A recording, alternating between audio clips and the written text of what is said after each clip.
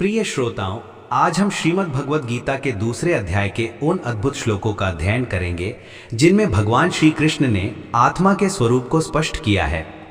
श्लोक 20 से 30 तक यहाँ श्री कृष्ण अर्जुन को समझाते हैं कि आत्मा नित्य है, अविनाशी है और किसी भी प्रकार से नष्ट नहीं होती। आइए एक एक श्लोक के साथ चलते हैं, उदाहरणों और भावनाओं के सहारे।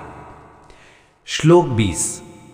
न जायते म्रियते वा कदाचित आत्मा नित्य है शाश्वतो अयम पुराणः। भावार्थ, आत्मा कभी जन्म नहीं लेती, कभी मरती नहीं, वो नित्य है, शाश्वत है और अजन्मा है।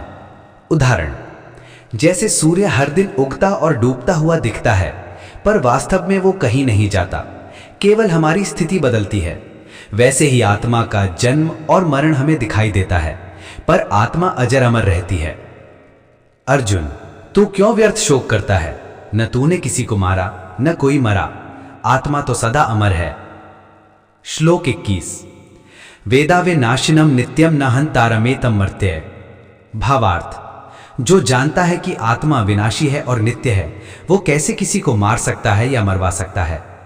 उदाहरण, जैसे कोई व्यक्ति नाटक में मृत्यु का अभिनय करता है, दर्शक समझते हैं कि ये केवल खेल है, वैसे ही ज्ञानी को युद्ध में मृत्यु भी केवल आत्मा का परिधान बदलना लगता है। श्लोक 22। वासांसी जीर्णानि यथा विहाय नवानि गृह्णाति। भावार्थ, आत्मा पुराने शरीर को छोड़कर नया शरीर धारण करती है, जैसे मनुष्य पुराने कपड़े त्याग कर नए धारण करता है। उदाहरण, बचपन में जो कपड़े पहने थे आज वो काम के नहीं, वैसे ही आत्मा शरीर बदलती है। मृत्यु तो केवल वस्त्र परिवर्तन है, अंत नहीं। श्लोक 23।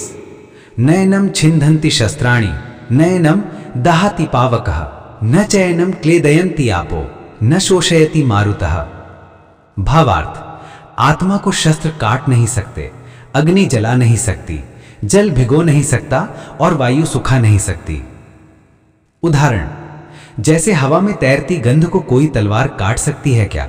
नहीं, वैसे ही आत्मा सूक्ष्म और अजर अमर है। श्लोक 24। अच्छेद्यो यम दाह्यो यम क्लेद्यो शोष्य एव च नित्यः सर्वगतः स्थानो अचलो यम सनातनः। भावार्थ, आत्मा अक्षय, अचल और सनातन है।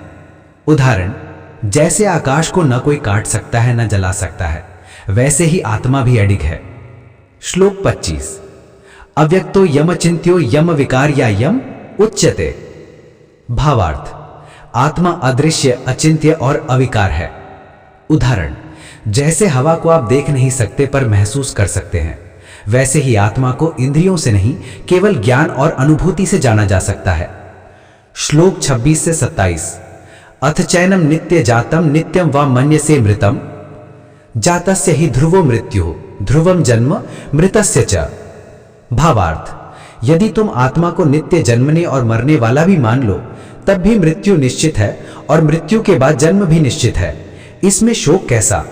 उदाहरण, जैसे सूर्योदय के बाद सूर्यास्त अवश्य है, पर सूर्यास्त के बाद नया दिन भी आता है, वैसे ही जन्म और मृत्यु जीवन का चक्र है।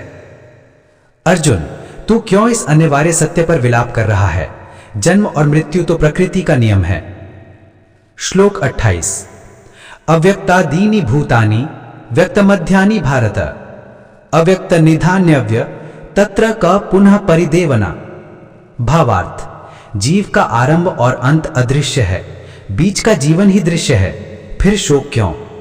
उदाहरण, जैसे नाटक का पर्दा उठने से पहले पात्र अदृश्य होते हैं और नाटक खत्म होने के बाद भी अदृश्य हो जाते हैं, हम केवल बीच का भाग देखते हैं।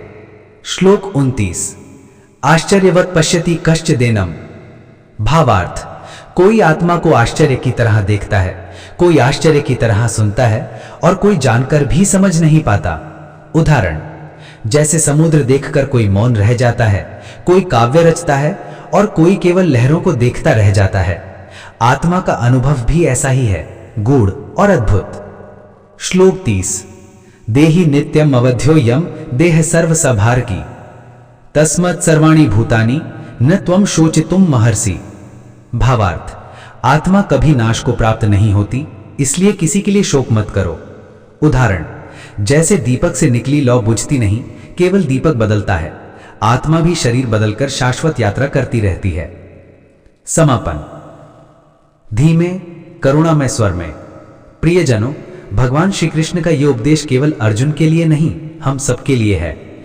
आज यदि कोई प्रियजन हमें छोड़कर चला जाए तो स्मरण रखें, उसने केवल वस्त्र बदले हैं, आत्मा कभी नहीं मरती। इस सत्य को स्वीकार करने से शोक की जगह शांति आती है और भय की जगह साहस। आइए गीता के इन श्लोकों को अपने जीवन का आधार बनाएं।